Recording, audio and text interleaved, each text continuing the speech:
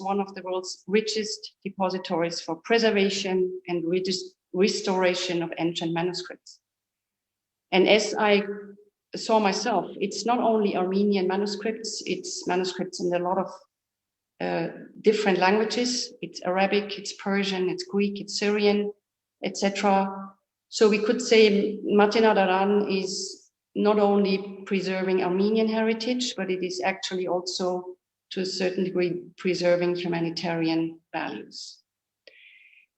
This year, we cannot gather together in Matina Daran. And so we decided to have our first online announcement. Lord Darcy, I would like to ask you, in the current situation, what is the specific significance of this announcement?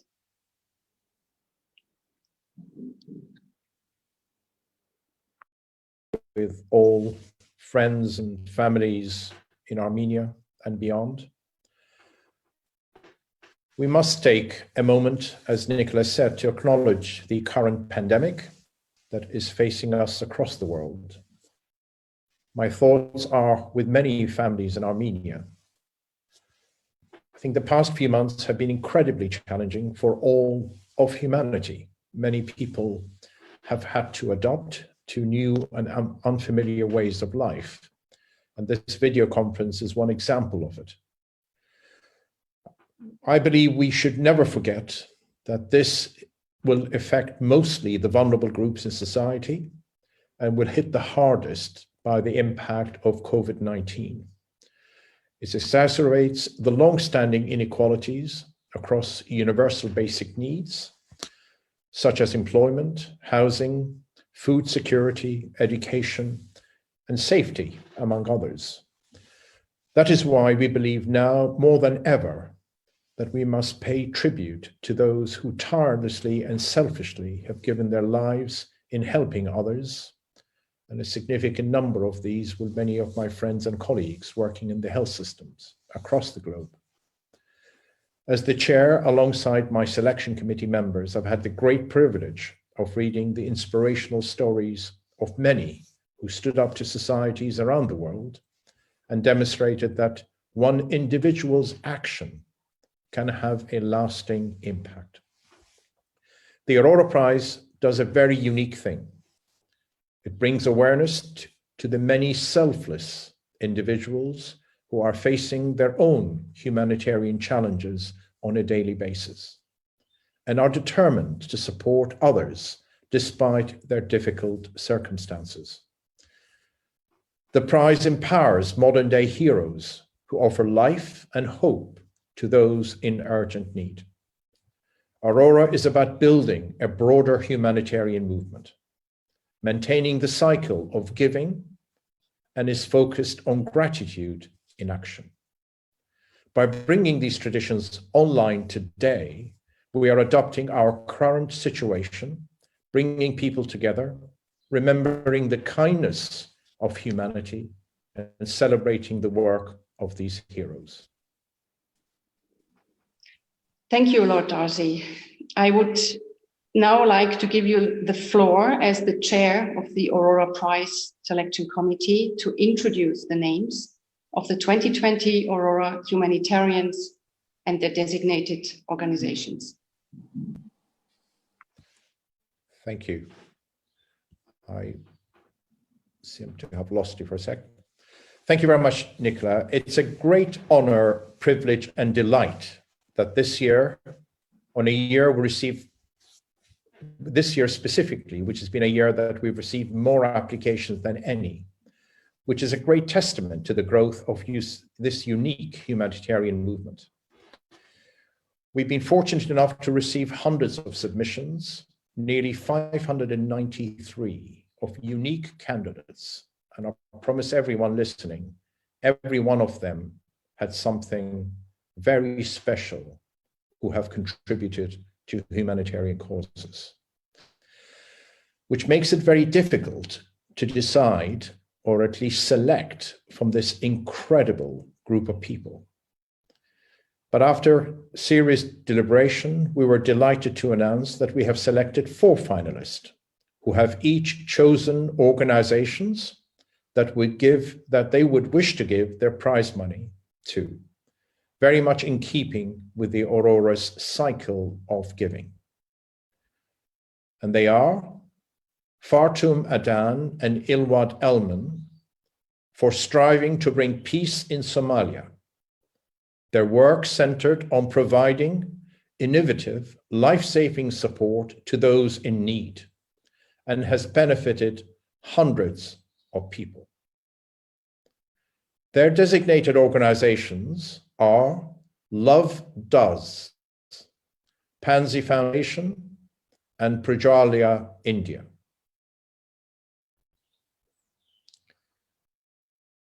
Sister Angelique Nameka for helping displaced people in the Democratic Republic of Congo.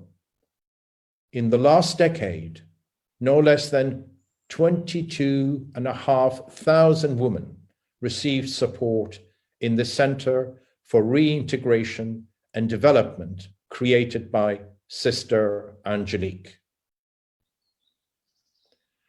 Her designated organizations are Invisible Children and Caritas.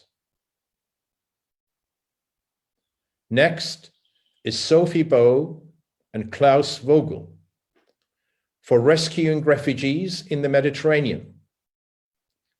To date, their organization, SOS Méditerranée, has helped more than 30,000 refugees. Their designated organization is SOS Méditerranée.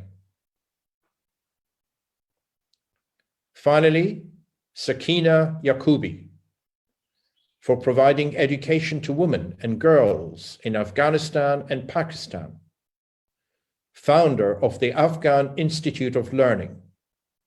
She has impacted 16 million Afghans. Her dedicated organizations are the Afghan Institute of Learning, Creating Hope, and Women's Refugee Commission. A huge congratulations for these 4 remarkable individuals. And we will now watch a short film of their work. Thank you.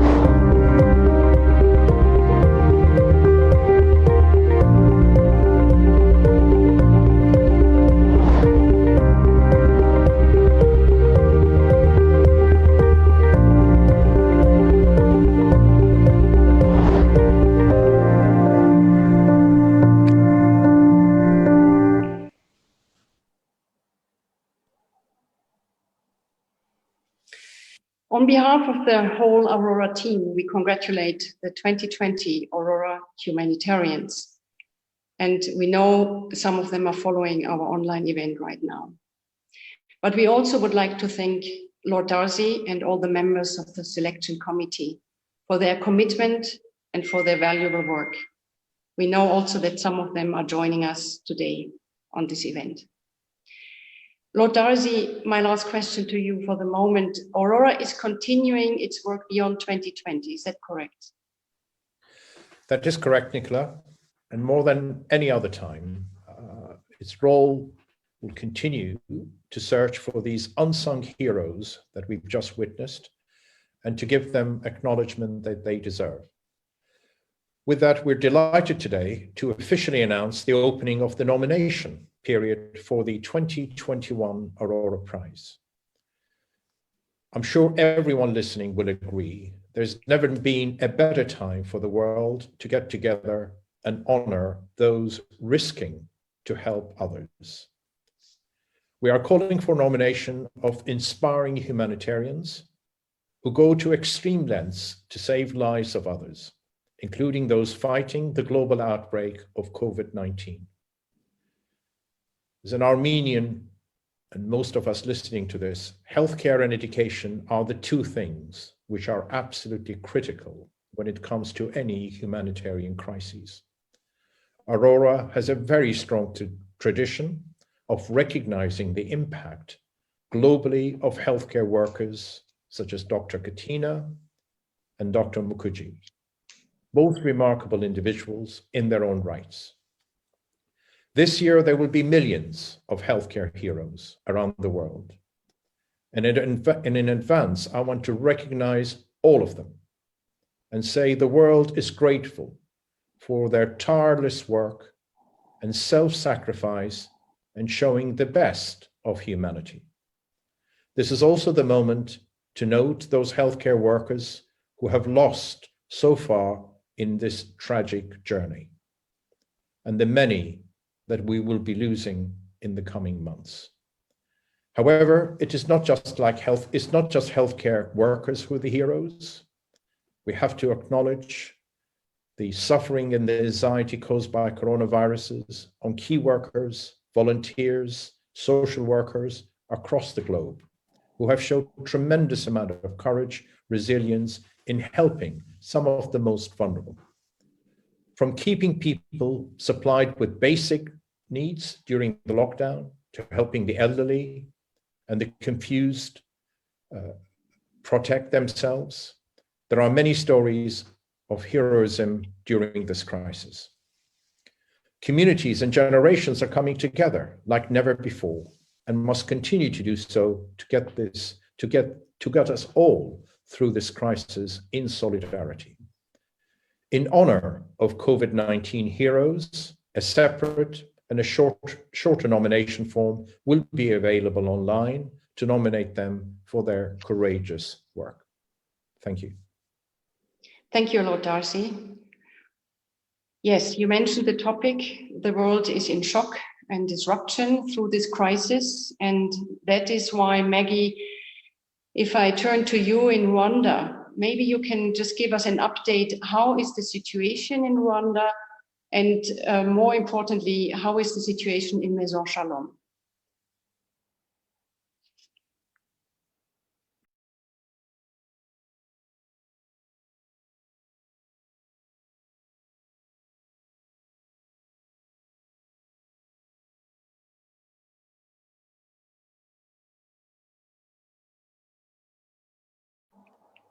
Maggie, you have to unmute.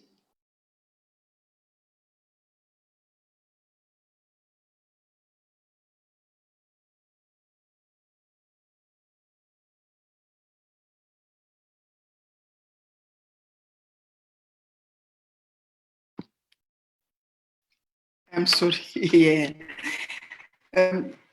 For this moment, with this pandemic moment, the government of Rwanda helped since 1 month. We are in a lockdown.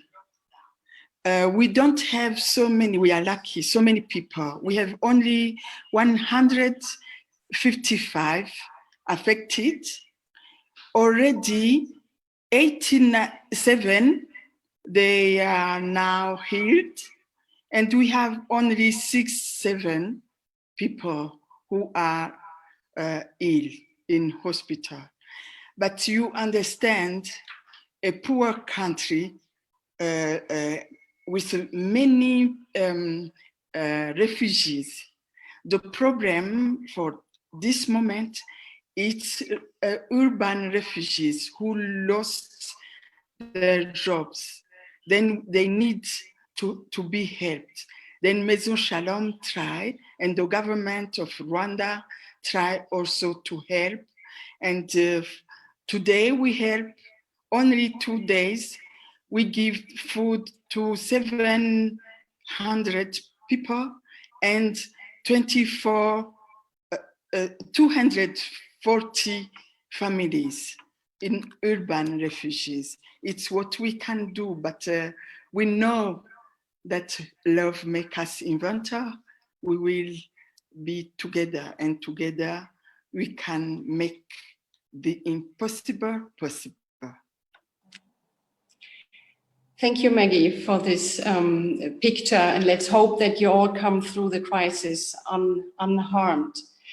You just mentioned love, and I found a very nice quote from you that I would like to say. You said, gratitude in action can change also the crime into life, the hatred into love, and the indifference into compassion. Now, how could that be applied in these difficult times? What would you say? I think that if we stand up together,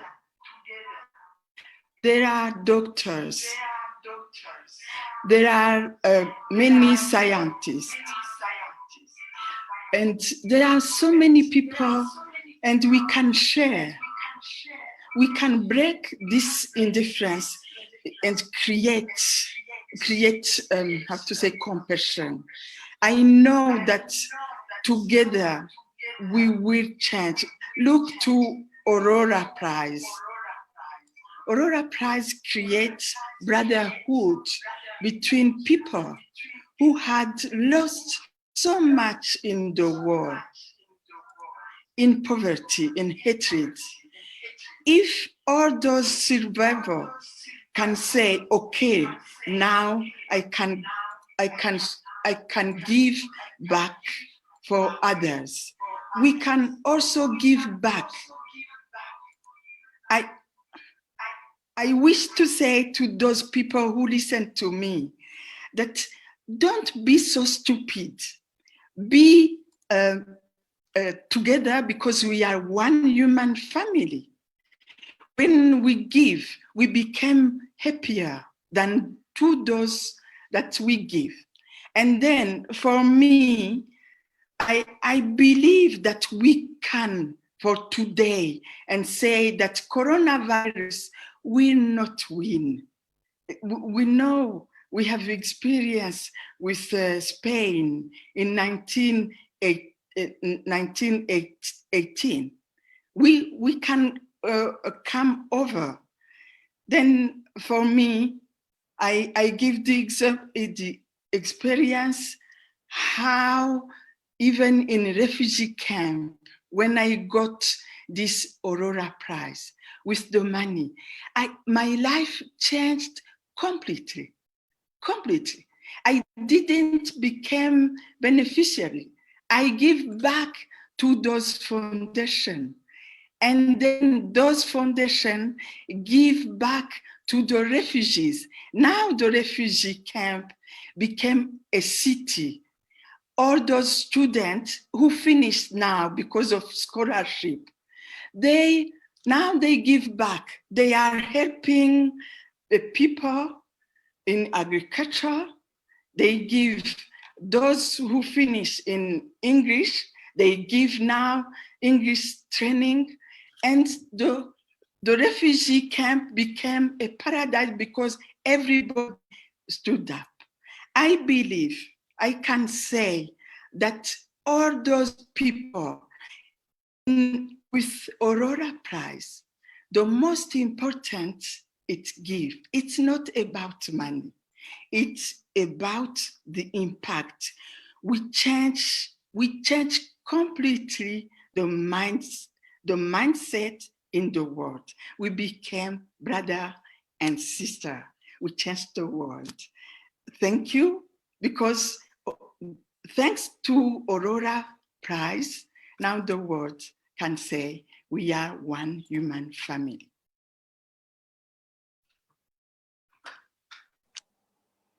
Thank you, Maggie. I think that was a perfect description of the philosophy, gratitude, and action that you just gave us. Nubar, years ago, you once said something like, Aurora was really founded on the premise that there are people who are risking their lives to save thousands of others in the worst of humanitarian crisis. And this quote sounds incredibly true today in today's context. And I would like to ask you maybe to go a bit more into this from your perspective. Thank you, Nicola, and thank you, dear family, friends all around the world. It is indeed both a pleasure, honor, and also a difficult moment for us to be isolated the way we are on the 105th anniversary of commemoration of the Armenian genocide, when at that time Armenians became extremely isolated as well from each other in the world. What happened 105 years ago that later became characterized as a genocide, the mass atrocity, was a man-made event. And that event thrust the Armenian people for the century to follow in a search for justice, for understanding, for recovery, for strength, and for a place in the world, a new place in the world, and a voice. At the centennial 5 years ago, the Aurora Prize in Humanitarian Initiative was launched to get a better understanding of what happened. And in doing so, we realized that in addition to the victims and the criminals, there were also at that point survivors and saviors who were born. And the human spirit that motivates people to save others is one that very few of us have experienced, but many Armenians, are the beneficiaries of.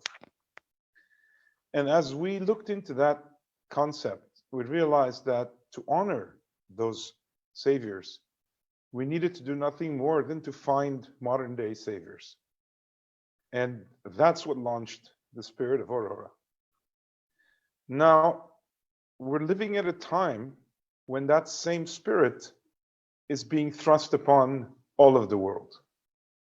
There are modern day saviors in every community, and there are survivors who can't understand why this is happening with the virus and the senselessness and the despair that Armenians felt 105 years ago. And so while I don't want to create an association between what we're living in the world and what happened to Armenians, I can't but point out that while the perpetrator is different, the effect is much the same, and the scale is now global.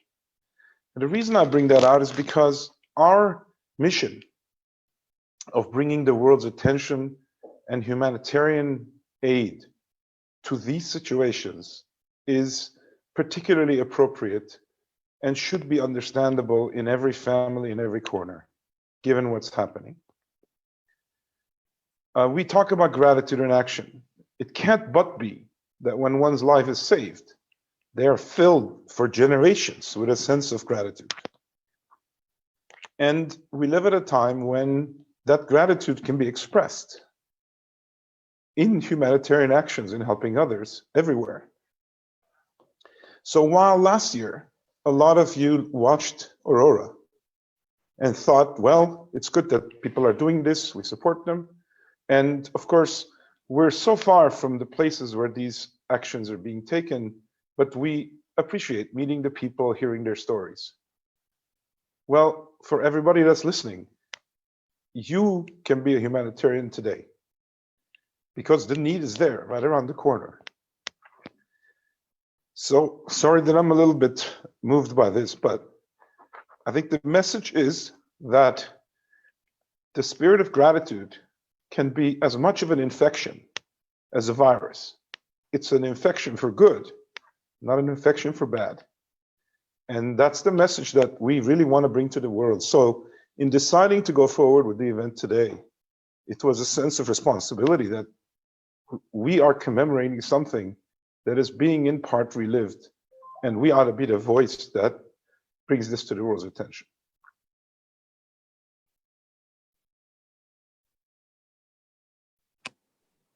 Thank you, Nubar, for these very moving words. And I'm really sorry if I change again now to the virus. You mentioned it, it's tough times, and we all have a chance to do our part. There are a lot of eyes on you these days, Nubar, because in this crisis, there is also hope. And one of this is the promising process of developing a vaccine against the coronavirus. And that is happening through one of your companies, that is Moderna Therapeutics. And I know that I'm asking this because I know a lot of people ask themselves, and the news is full of it.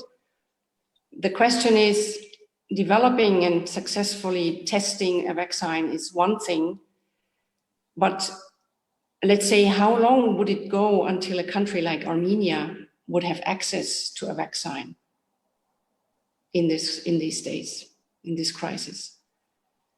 Well, Nicola, the topic of developing, whether it's better tests, better treatments, and better vaccines, or vaccines for this disease, is one that is consuming scientists all over the world, tens of thousands of them.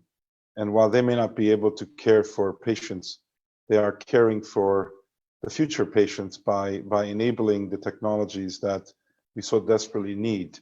I have described what's going on today as essentially a biological battle between the social nature of human beings and the invasive nature of a virus that transmits itself exactly because of our social nature. And this is kind of a fairly, it's certainly precedented, but it's unprecedented in our modern time, certainly in the last century, in its scale. And because we have so much more mobility, we have to defend ourselves with better and better technology. The isolation we're all feeling is a first step, but of course the whole world is working on and hoping that a vaccine or multiple vaccines can be developed, and we have the burden and opportunity to be one of the companies that is working on this. There's a lot of uncertainty. This is no different than the kind of aid that is needed, for example, to be brought to bear on refugee crises. People do whatever they can to help the situation, and in this case, it's science that tries to help. In terms of countries like Armenia, I can tell you that the effort that is underway is meant to be addressing the whole world. It is the case that we live in an uncomfortably nationalistic time, and various countries, especially powerful ones, seem to be more interested in defending their own interests than the whole world. But in the end, I'm quite sure that the population around the world will demand solutions that are available to everybody on the planet. I think this whole crisis will bring people together, remind people why we need institutions that are global institutions that came about in the last century that seem to be weakening.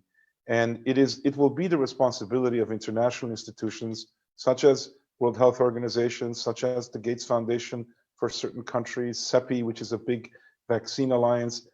We are certainly, as are others, working with all of them to make sure that vaccines reach every country. And of course, since we are Armenians, Armenia is a beneficiary of that as well. And so this is an international crisis. It needs international solutions. And I think people should realize that we do have, as humans, the capacity, the finances, and we're going to have to help each other make it through this uncertain period until we can recover. And then, as Ara said very eloquently earlier, we have to pledge not to have this happen again. And these kinds of catastrophes are in fact avoidable. This may not be man-made, but it doesn't make it unavoidable. We can avoid these things, we can prevent these things, and I very much, coming out of this, and many colleagues are committed to taking a pledge of never again, just like these pledges were taken post the Holocaust, post the genocide. Unfortunately, not as effectively as we would like history to record, but nevertheless, we'd really have to do that for this type of a crisis as well. Thank you, Nubar, for this cautious assessment on the vaccine question. I would like, after this topic of COVID and crisis and Corona, I would like to come back to today, to the 24th of April. It is a sad day. It is a day full of remembrance and mourning. And we titled this discussion, Aurora Standing in Solidarity. And Ruben, I would like to ask you, what does this mean to you?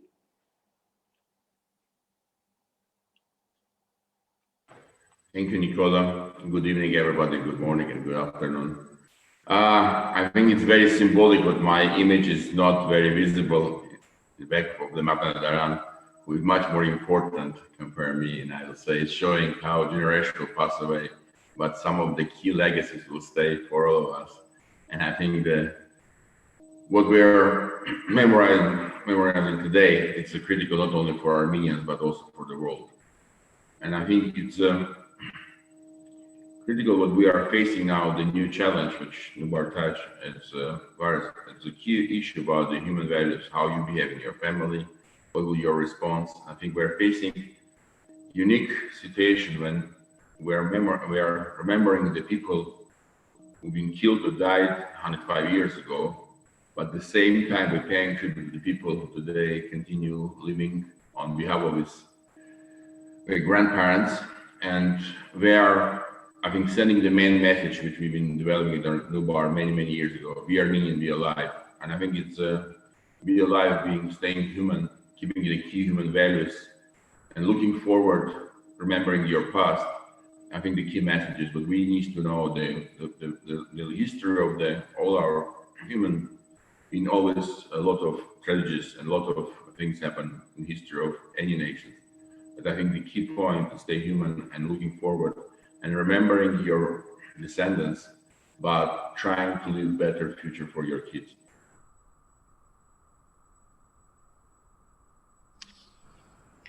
Thank you, Ruben. That is already taking my next question in a way, because on one side we are have a 5th anniversary celebrating 5 years of Aurora. And when we are looking back, we have incredible stories. We have inspiring modern day heroes.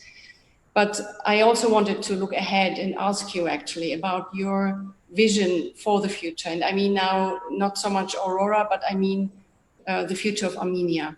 Maybe you can add a few words on that. I'm happy to say our main answer to our enemies and our friends who've been helping us, what we can do, not only remember, but become strong, successful, and happy nation. And I believe this will be best what we can do against the always type of the declining or rejecting the story what happened 105 years ago. Our main answer to this will be, we will be best, successful, happy nation who will really help others and contribute to the world, doing something important to make the world better.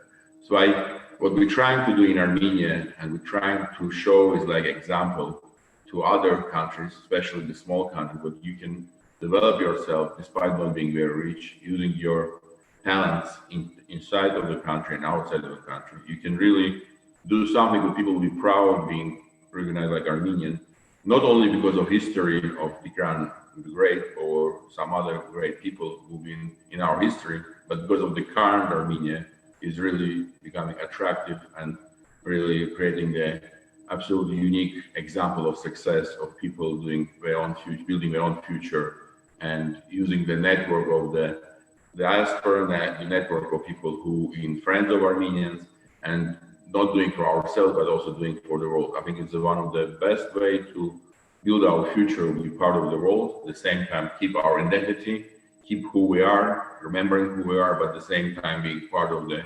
global movement to trying to make this world better. And so I will try to do in our projects in Armenia with last 20 years. This year we're also celebrating Armenia 2020 project, which was been started with me and many our friends and our families 20 years ago when we started to think about future of Armenia. And I'm happy to see a lot of things have been achieved, a lot of things have been not achieved, but we've been doing it with our friends and partners. And I would say thank you all our colleagues and partners support our projects, and we can see something which we've been doing. It's giving some results back to the Armenia and also to the world. And I hope this is the best example to building future, knowing your past and relying on your past.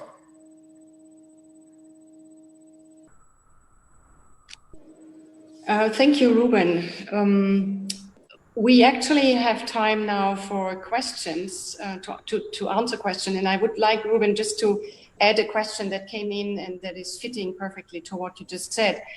The question is, as a philanthropist and an entrepreneur, what changes do you think we'll see in the field of humanitarian work after the COVID-19 pandemic is under control? And of course, also the other panelists might answer, but I think, Ruben, you have your thoughts on this. I think the pandemic crisis creates some new reality, which we need to all accept. It's not only a question how long we will stay in quarantine, how long we will stay in isolation. And by the way, this is a unique situation where in one hand, we all locked down in our own flats and homes and basically isolated very, very locally. In other hand, we're very globally connected, which means we are depending on what's happening in the world. We are looking what's happening in the United States, what's happening in China. It's showing how, despite we're locally, we are global, part of the global picture. I think one thing the pandemic will create is the changes of offline, online proportion of our life. It will change our behavior, it will change our culture, it will change our economic and financial situation, but it also will create a lot of opportunities, because this new reality will more and more show with the humans becoming the main driver of transformation of the world.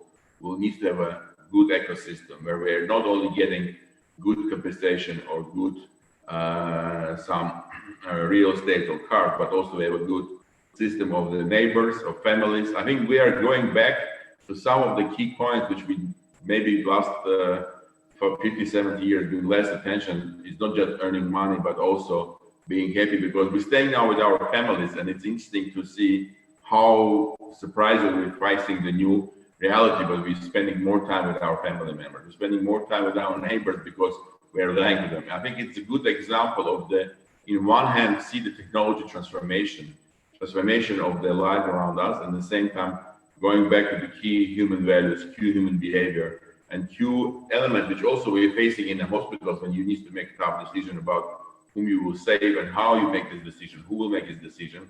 And I think it's our dependability from the system, or whatever we name it, at state, will become, in one hand, more, and will be more and more dependent. The system will provide us some security and some safety. At the same time, we'll be more and more relying to our own independence and our own decisions and our own responsibilities for our own personal life. That's why we'll have a more extreme online, offline, and combination of these two elements. We'll have a more extreme of the state controlling and regulating us. At the same time, our own life responsibility will be under our head.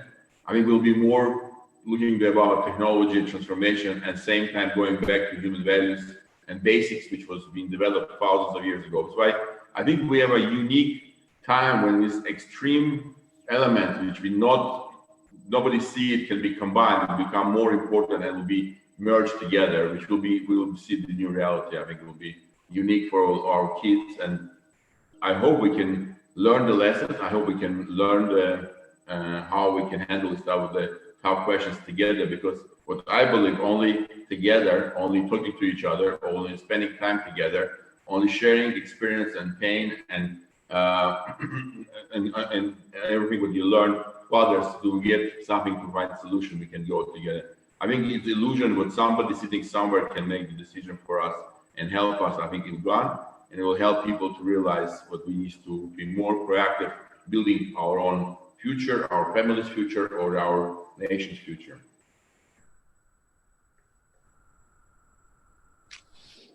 Thank you, Nicola, Ruben. if I could just, Yes, Nicola, if I can please. just add something to what Ruben just said, maybe I can give you a slightly kind of complementary perspective about, I think, what might change, not just in the humanitarian philanthropy world, but that nexus, but in general. And I think that what we're experiencing now will bring humanity back to one of its core capabilities, which is to adapt and to migrate. You know, most of us Armenians have had the experience of forced migration, and we continue to migrate. We're all over the world. And we're seeing 100 million plus people in the world today that are refugees that have been forced to migrate. But people attribute something bad to that. But ironically, when people are taken out of their comfort zone and they are made to really think about what matters and how to survive and how to do things that allow them to eventually thrive, I think it actually is what causes big changes. And so I think globally, we are all refugees today. We are refugees from the normal before the pandemic to the normal that either awaits us or that we construct. And I think that what you see already is lots of people who are proposing new ideas, new things that would never have been thought of, but now are needed and are practical to think about. And that's one of the few, perhaps, advantages of the displacement that such an event causes. So I know through my other relationships and roles, and I'm sure everybody else here does, and they may want to comment, that very large international institutions like MIT, you know, globally renowned symphony orchestras like the Boston Symphony, that I have those 2 points of kind of reference, are absolutely thinking about how to redefine themselves in the world we're about to enter, despite all the uncertainty. And I think that Armenia and Armenians also have to think about what's the meaning of the life that they're living, what's the life they want to live, and of course they need help and support and financial stability. But in the end, I really look forward to the decades that my children live as being one full of transformations and changes that in the world we were living in the last decades, I think would have been impossible, particularly because the world order had become rigid, the status quo was governing, and everybody basically felt that nothing they did could ever make a difference.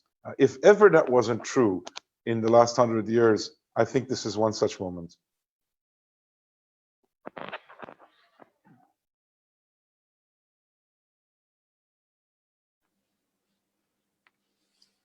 I'm not sure, Vartan, you wanted to add something?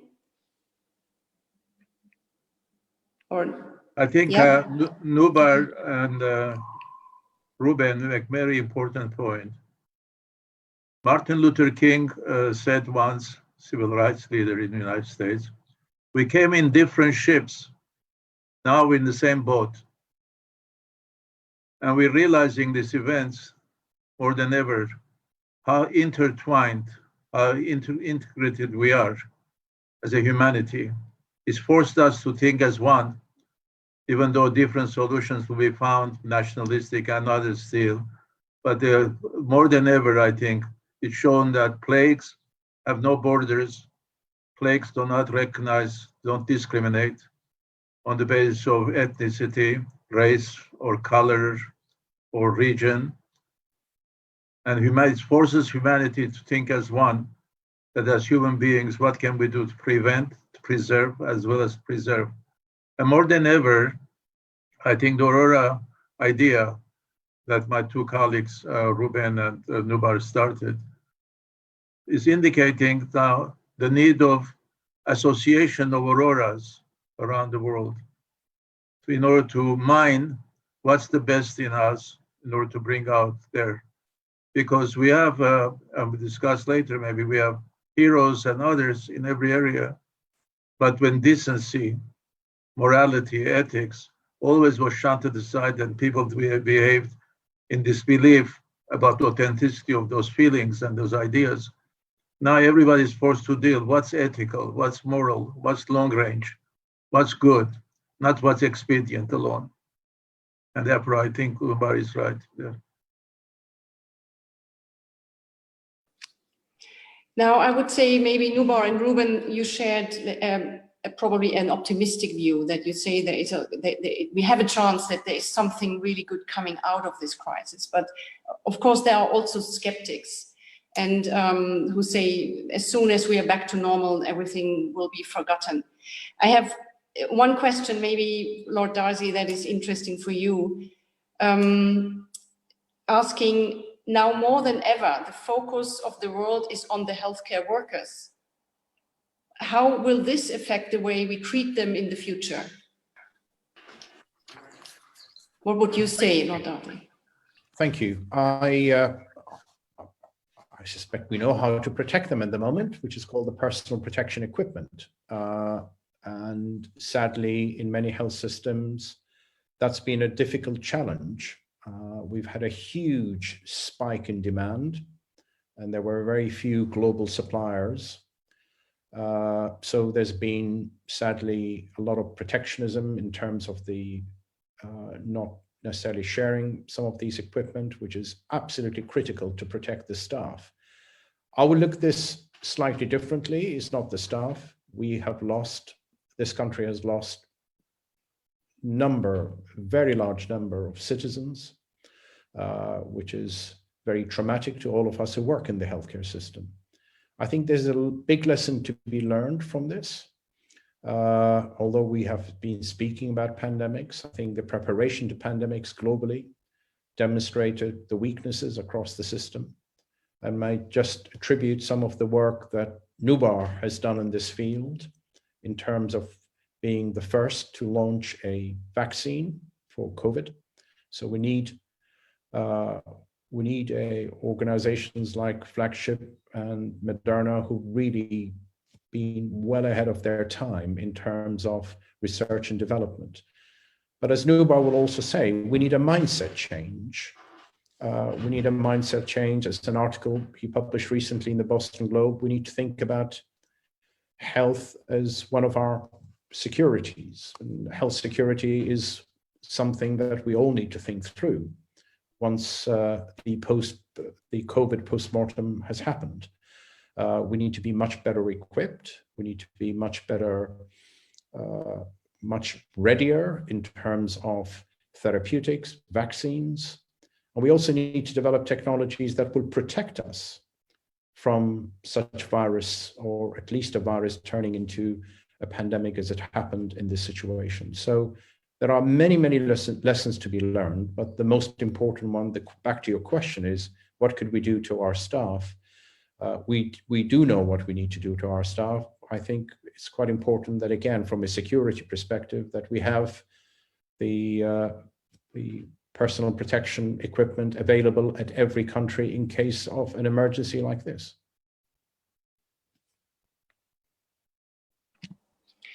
I think, if I might add, the question goes also into the direction of will we acknowledge the role of caregivers overall more after this crisis? It has a lot been said and written that it's mostly women. So all of a sudden, you know, the kindergartens were system relevant, and the schools, and of course in the hospitals. Will that be sustainable? What do you think? This feeling of gratitude towards this staff? Yeah, well, caregivers, let me start. There are very large groups of people who provide care in the community. I'll start by acknowledging first the lack of support that we've seen, at least to the staff in social care, in nursing home, in care homes. Europe certainly has been hit very badly with this, as you will know, in terms of the isolating people in nursing homes, the ability to test for infections in nursing homes, the ability to protect staff working in nursing homes was another serious issue. We've lost a significant number of staff working in care homes, which is a serious issue. So yes, there's been a lack of confidence, as we've seen in some European cities, like certainly in Spain, where people just left the nursing home and many of the elderly were left alone in many of these care homes. So we're just seeing the opposite of what Aurora stands for. So, but these things do happen if there are serious concerns and grave concerns. So I think our approach to community, societal level approach to community will have to change, whether it's a care home, whether it's a school.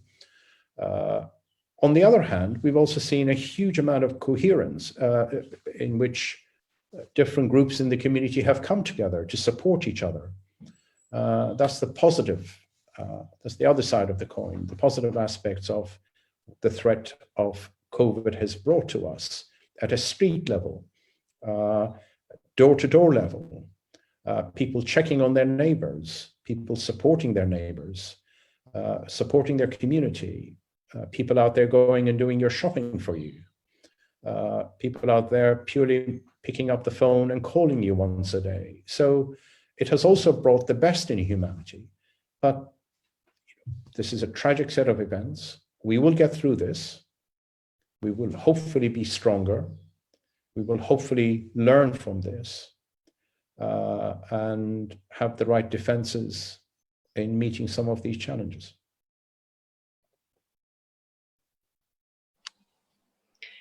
Thank you, Lord Darcy. If there is no other comment on this, I would go maybe to another question. Ruben, yes? I think what we will face, I think it's very important to going back to the respect to main profession, teacher, doctor. I think it's one of the things that's happened last 40, 50 years. This consuming-based society and the money-driven society, when everybody was talking about market capitalization, the profitability, I think the nature is showing us what it's important of is much less compared we thought before.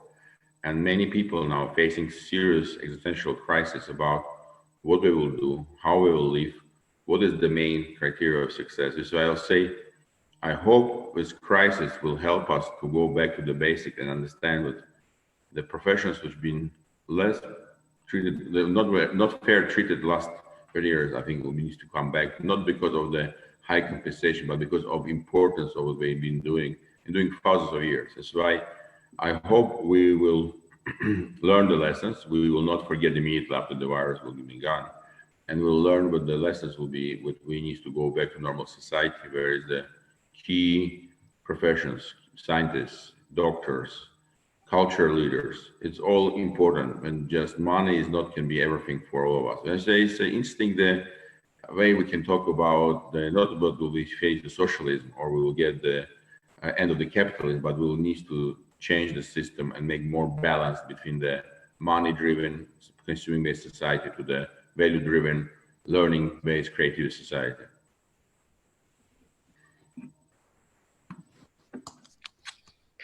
Thank you, Ruben. I have another question. It's a big question. I'm not sure who would go after it, but there is someone asking from an educator's perspective, why has the history of humanity seen so much violence and hatred despite them bringing no solutions? And what can be done to change that? How could solidarity be demonstrated in everyday life? Who would volunteer? Margaret, I think the best example of showing what it means for real day-by-day life. She was best example for all of us. Margaret, we all love you. I love you.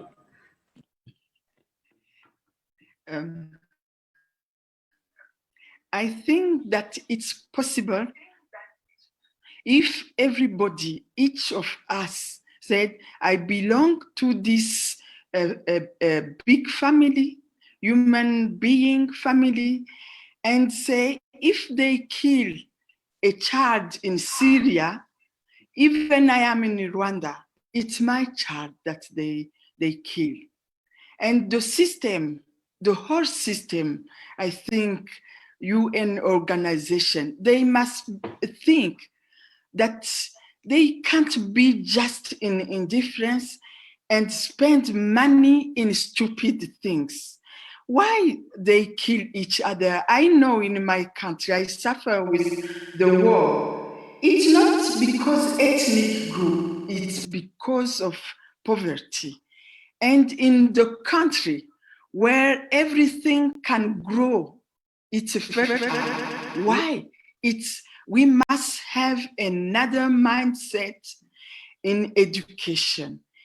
Like I can say Mandela had said, if we want to change the world, then we put the money in education.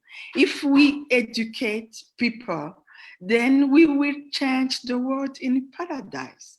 It's because of those people who are not educated with human values, compassion, integrity, and also because there is richness, enough richness to feed everybody. It's not because of poverty. It's because we spend money in stupid things.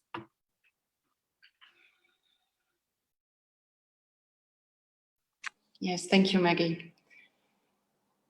Any other comments on that? I have then maybe, if I look at maybe a last question that I would like to ask all of you. The question, what is the biggest lesson of your life, particularly in the current situation? What is the biggest lesson that you personally learned during the last weeks, months? Well, maybe I'm happy to jump in because this is one of the things we've talked about many times in the past, and I want to just bring to this discussion, maybe not as much of a lesson as just an observation, is that and the question that was just asked that Maggie offered some thoughts on also speaks to this. It may be part of the human condition that through competition, through discord, through many other forces, we are constantly being forced to survive and being forced to kind of become reborn. And I say that because I'm standing in front of or pictured in front of the symbolic Mount Ararat, which really represents the whole historic sense of second chance. It seems like our lives are made up of moments. It's not a continuity, but moments that bring us close to one or another form of survival. And the question becomes, what do you do with the second chance? Some people lose their meaning of life when they are surviving because they become completely destabilized. But other people fill that void with a new meaning of their life. And I think that we've talked many times about the Armenian experience, one of going from surviving to reviving to thriving. And this, there's hours and hours of our talks over the years, and boy, did we not think that notion would be applicable to the world today. I say that in the sense that as we are going through the current crisis, the world is very much in survival mode. There are some people who hope it goes back to the way it was before. But there are other people who realize that we're going to enter a phase of reviving. And by reviving, I mean to recreate the life we want to have, to recover. And Armenians went through that after the genocide for decades and decades. We were revived all over the world. People took us into their countries. We learned their languages, their cultures. We competed. We helped their countries. And that revival period will be the case in my view. And out of that will come new art forms, new science, new education, new lots of things. But I want to just say that to me, the observation is just how often in history we end up through survival moments, entering this journey of revival, redefining our future. And then all that takes us to where we thrive. And somehow, some way, it seems that when we thrive for a period of time, survival becomes knocking on our door. And the question becomes, what do we do with that? And I think we're at such a moment now. So we have the ideological template It's going to be hard work. It's going to be a lot of collaboration, but I feel like this is part of almost this. People call it, renewal gives it a positive image. I don't mean that way. It's got a lot of death associated with it, or struggling and suffering. But we are at one such moment. That would be my observation of the moment.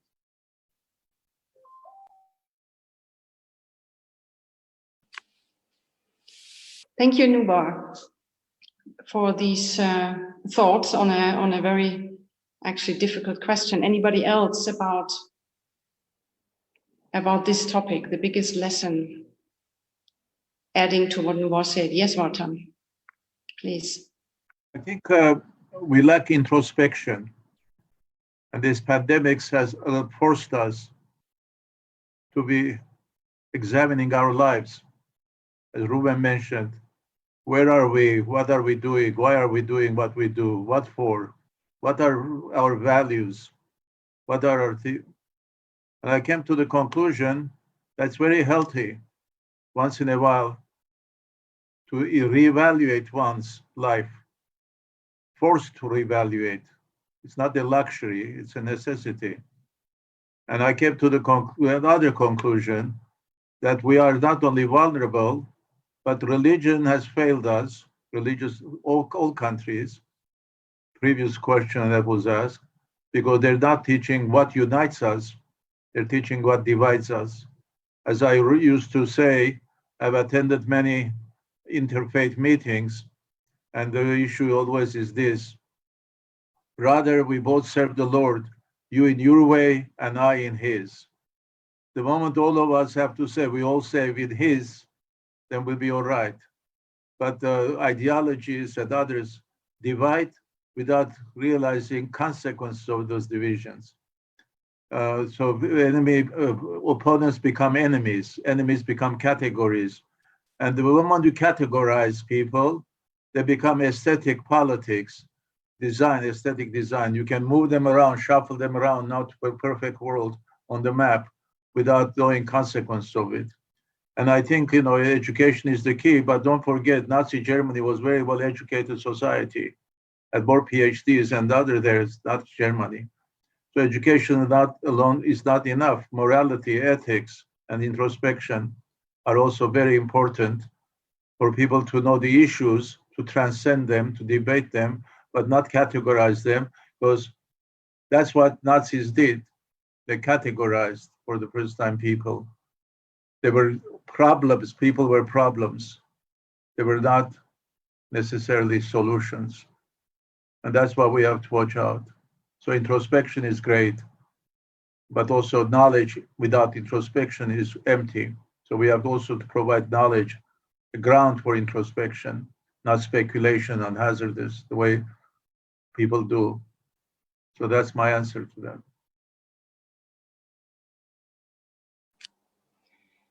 Thank you very much, Vartan. I have a look at the time and we have to wrap up our discussion. We started our talk with Vartan's thoughts about survival and the responsibility that comes with it. We touched upon a lot of big thoughts about solidarity and love, the gratitude that should grow out of any humanitarian crisis, human values, human spirit. And last but not least, we honored the heroism of our 2020 Aurora humanitarians, but also of the many unsung heroes of the COVID-19 crisis. In closing this discussion, I would like to quote another saying of Vartan. Vartan, you said, "I did not know there were so many who qualified to receive the Aurora Prize. And the pity is we only have one prize to give." And Vartan, if you allow, this reminds me a bit of a saying in Galileo, Bertolt Brecht's play, who says, "Curse me the land that needs heroes." And then his pupil, Andrea, says, "Bless the land that needs heroes." Yes. Vartan. Yeah, that was my quote also, quoting Galileo, Brecht and Galileo. When I was in elementary school in Tabriz, Iran, I went to Armenian school when there was Soviet education. class in elementary school, there was a line, there was fire, and this person goes, puts out the fire. The reporters say, "What's your name?" He said, "Just tell a Soviet citizen." Namely, it's normal to do it. You don't do it for publicity. So the Brecht's Galileo line reinforced that feeling. So cursed be the land that needs heroes, because we're so debased, so immoral, so evil that we need heroes in order to redeem us or justify us. Hero becomes a kind of ornamental justification, so forth. So mindful of that, I would say blessed are the lands that have heroes, because they not only reminds us what's good, but they practice actually what's good. They're not preaching, but they're practicing. And that's what Aurora comes, in my opinion, is Aurora is practicing gratitude. It's gratitude in action. It's not talking, because talk is cheap without action. And in my hope that Aurora will be an example to emulate around the world, to bring the unknown. People are not doing things in order to be honored. They're doing things because it's the right thing to do. So it's a decent thing to do. It's humane thing to do, human thing to do. It's the just thing to do. And without that kind of moral solidarity that ties our societies together, we'll have always conflict, we'll always have distrust, we'll always be cynical. And I always tell my students in the past, it's all right to be cynic after you disillusion an idealist, but don't try to cut the face of disillusionment by ideal. First become idealist, get disillusioned, be cynic. Rather straightforward, check cynicism as the best way of protecting yourself, because you have not believing in anybody, anything, and so forth, except your interests. So I am very hopeful that Aurora's example already will bring out, or my only regret is, as you read, we do not have many heroes now that nobody knows we have. Real heroes, not seasonal heroes like athletes, and are real heroes who endure and provide role model for our many children and those families. It's my hope that Aurora will be emulated, forming an association of Auroras in the world in order to bring the best in us, which is hidden, in order to provide role model and inspiration, and also hope for humanity's future. That we're not merely consumers, entertainment units and sales units, but we're also spiritual beings, rational beings with aspirations, dreams, and other things to be and to become and to do. And that's my hope will be about Aurora, that this example will be copied. And also Aurora is a great tribute to Armenia. We're a small nation, but full of legacy, and we don't forget our gratitude. And it's time for us to express our gratitude to all who have helped Aurora, but also all who will help their Auroras in order to bring reawakening of humanity, reawakening of conscience of humanity. Because preaching is not enough, practice is going to be very much. And Aurora does both the idea and the action. So I'm very proud to be part of the Aurora founders, Ruben and Nubar, and all the others throughout Russia, Armenia, Georgia, Latin America, Europe, that help Aurora become Aurora and bigger, but more importantly, to play a major role in awakening human conscience. Because values without, Pascal once said, science without conscience is an abyss. And the same thing, power without conscience is an abyss. And Aurora has to promote both moral, ethical, as well as universal values in order to be credible. It brings great credit, in my opinion, to Armenia, that Aurora is based in Armenia, but is acting and so forth on behalf of Armenia. Because after all, we are part of humanity. We're a universal nation rather than parochial nation, as Ruben Nubar mentioned. We've been everywhere. We've suffered everywhere. We've built everywhere. The time has come now also for us to concentrate to Armenia as a strong base, so can give humanity what it owes in gratitude, namely to awaken humanity. Thank you. Yes, Ruben, please. And also a few words, just okay. If I may say, also just echoing what Vartan said, I want to say thank you for all the people who've been involved in our humanitarian movement.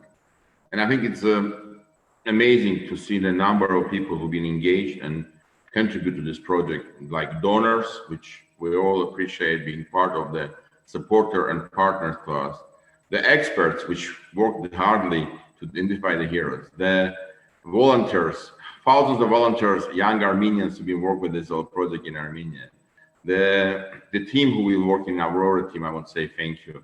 The selection committee members who've been dedicated to this, the laureates and finalists who become friends.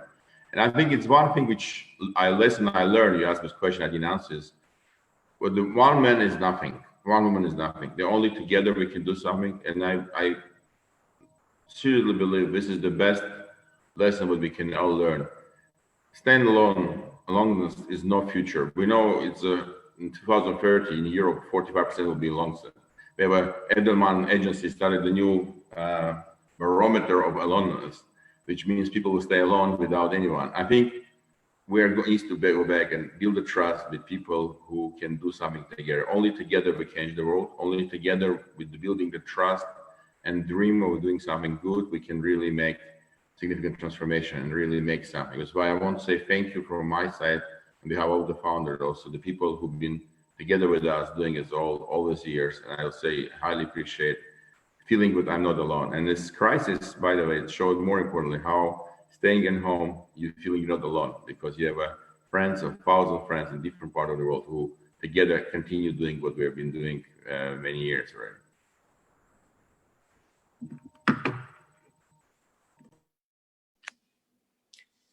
Thank you, Ruben.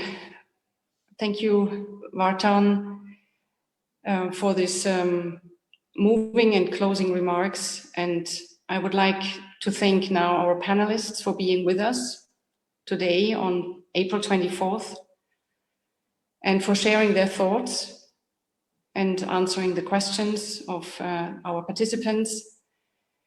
And of course, I also thank everybody who was watching and listening, and I apologize for some technical problems that were coming up in between. But more importantly, please all stay safe and healthy. Thank you.